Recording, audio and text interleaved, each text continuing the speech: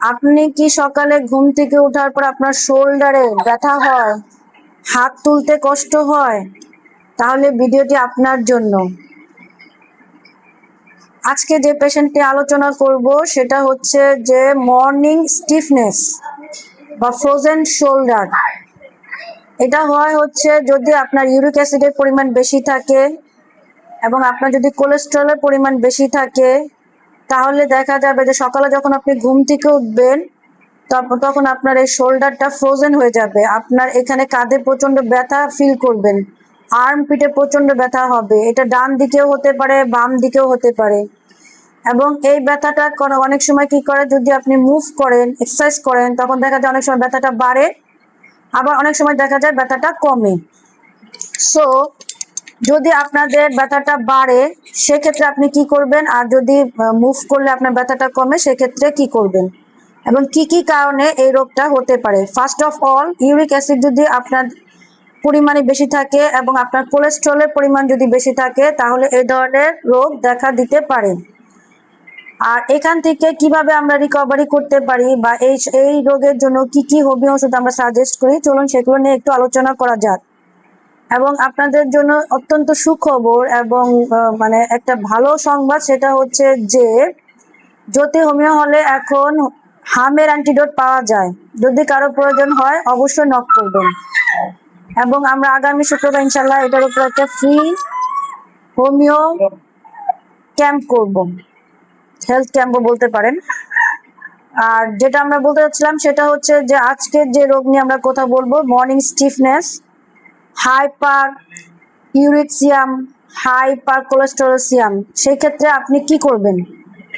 In this case আপনাকে যেটা করতে হবে, কিছু মেডিসিন এবং কিছু হেলথ সিস্টেম, মানে কিছু মেডিসিনের মধ্যে আমি বলবো, যদি আপনার মুভ করার পরে ব্যথা বাড়ে সেক্ষেত্রে আপনি দিবেন হচ্ছে, ধর আপনি মুভ করলেন, মুভ করার পরে আপনার ব্যথাটা বাড়ে, তাহলে আপনি দিবেন ব্রায়োনিয়া 30। এবং এক্ষেত্রে বিশ্রামে কি হয়, বিশ্রাম করলে এক্ষেত্রে বিশ্রামে ব্যথা মানে সারে, এই জন্য আপনি ব্রায়োনিয়া দিবেন, ব্রায়োনিয়া আলবা এবং এটা পটেন্সি হবে 30-তে।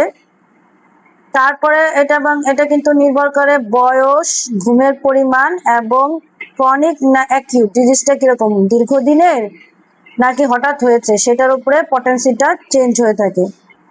সেকেন্ডলি আমরা যে মেডিসিনটাকে সাজেস্ট করি সেটা হচ্ছে, যদি আপনি এক্সারসাইজ করলেন, এক্সারসাইজ করার পর দেখলেন যে আপনার ব্যথাটা কমে, সেক্ষেত্রে আপনি দিবেন রাস্টক্স। রাস্টক্সের পুরো নাম হচ্ছে রাস্টক্সিকোডেন্ডন। সেই ক্ষেত্রে রাস্টক্সের আপনার পটেন্সিও একই কথা, 30 দিয়ে শুরু হবে।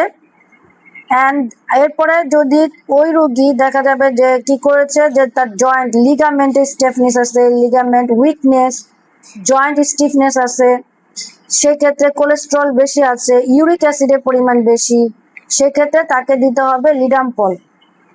লিডাম্পল ওষুধে 30 দিয়ে শুরু করবেন। এবং লিডাম্পল মাদার কিন্তু একটা দারুণ চমৎকার ওষুধ, যে ওষুধটা আপনাকে কি করবে জানেন, যে ওষুধটা যখন আপনাকে ধরেন কুকুর বিড়ালে বা আল্লাহ না করুক কিছুতে কামড় দিয়েছে, তখন আপনি এই ওষুধটা আপনি লিডাম্পল মাদার ব্যবহার করতে পারেন।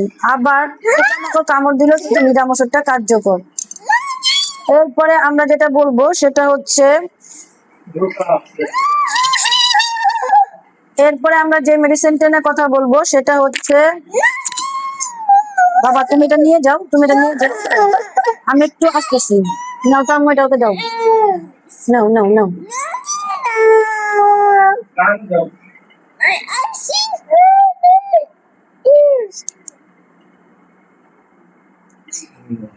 নাও,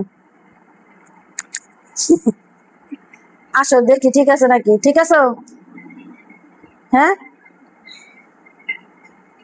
আচ্ছা, যেটা বলতেছিলাম, লিডাম 30 গেল, তারপরে হচ্ছে আর্নিকা, না আর্নিকার কথা বলিনি আমরা, লিডামের কথা বলতেছিলাম, লিডাম। এবং ফাইনালি যে ক্যালসিয়ামের বায়োকেমিক মেডিসিন আমি দিব সেটা হচ্ছে ক্যালকেরিয়া ফ্লোর। ক্যালকেরিয়া ফ্লোরটা কি করে, লিগামেন্টের যে উইকনেসটা আছে সেটা ফুলফিল করে এবং কোলেস্ট্রলের পরিমাণ বাড়ায়, না বাড়লে মানে কোলেস্ট্রল পরিমাণ যদি বাড়ানো থাকে সেটাকে একটা লিমিটে নিয়ে আসে। অ্যান্ড ফাইনালি আমি যে সাজেশনটা করব এগুলো হচ্ছে কিভাবে খেতে হবে, চলুন আমরা শুনি। প্রথমে হচ্ছে রাস্টক্স। রাস্টক্সটা আপনারা দিনে 2বার দিবেন, নিরামপলটা দিনে 1বার, আর হচ্ছে ক্যালকিরা ফ্লোর 6x দিনে 3বার খাবে। তো বায়োকেমিক ওষুধ খাওয়ার একটা নিয়ম আপনাদেরকে আমি জানাচ্ছি কিভাবে খেতে হয়। অ্যান্ড ফাইনালি এই যে আমি যে রোগের কথা বললাম, morning shoulder stiffness, morning frozen shoulder, and এই যে যে ধরনের কথাগুলো আমি বললাম সেখানে কিছু নিয়ম কানুন আছে। ফার্স্ট অফ অল, আপনাকে ইউরিক অ্যাসিডের পরিমাণ কমাতে হলে লাল মাংস, রেড মিট, ডিম, গরুর মাংস, ঘি এগুলো খাওয়া বন্ধ করতে হবে। সেকেন্ডলি হচ্ছে শাকসবজি প্রচুর খেতে হবে, বেশি করে পানি খেতে হবে, তাহলে আপনার ইউরিক অ্যাসিডের পরিমাণটা কমে আসবে। অ্যান্ড ফাইনালি আপনাকে মর্নিং ওয়াকে যেতে হবে, তাহলে যে আপনার স্টিফনেসটা সেটা একটা রেগুলার স্টেজে চলে আসবে, এবং সকালে যে সূর্যের আলো সেটা আপনার বডিতে লাগাতে হবে। তাহলে আমরা কি কি বললাম, আপনাকে বেশি বেশি পানি খেতে হবে, শাকসবজি খেতে হবে, সকালে হাঁটতে হবে, রোদ লাগাতে হবে, এবং এই যে শোল্ডার যে এক্সারসাইজটা আছে সেটা আপনাকে করতে হবে।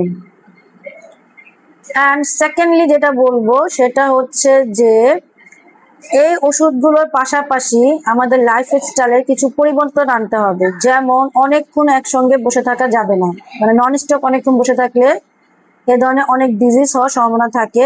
অনেকে জিজ্ঞেস করেন যে কোলেস্টেরল কেন বাড়ে, এটা হচ্ছে বারবর্ন, মানে জেনেটিক্যালি হতে পারে, অথবা যারা বেশি ধূমপান করে, যারা অ্যালকোহল খায় তাদের হতে পারে, অথবা যারা দেখবেন যে অনেক সময় একই জায়গায় বসে থাকে, অনেকে যেমন ব্যাংকের জব বা অন্যান্য জবে দেখা যাবে যে নন স্টপ বসে থাকে, উঠেন না, অনেকগুলো কাজ করতে হয়, ডেস্ক ওয়ার্ক করতে হয়, তাদের ক্ষেত্রে দেখা যায়। তো এই যে লাইফ স্টাইলটা যেগুলো বললাম, মেডিসিন যেগুলো বললাম, এবং যে যাদের এ ধরনের অসুখ আছে, যাদের ইউরিক অ্যাসিড বেশি, কোলেস্টেরল বেশি, অনেক ডক্টর দেখিয়েছেন, অনেক প্রেসক্রিপশন জমা করেছেন, অনেক মেডিসিন খেয়েছেন, কিন্তু সেই রকম নিরাপদ সুস্থ দীর্ঘমেয়াদী ফল পাচ্ছেন না, তারা আজই আমাদের সাথে যোগাযোগ করুন। জ্যোতি হোমিওল সবসময় আপনাদের সাথে আছে, ছিল, থাকবে। আজকে এই পর্যন্তই। ভালো থাকুন, সুস্থ থাকুন, আল্লাহ হাফেজ।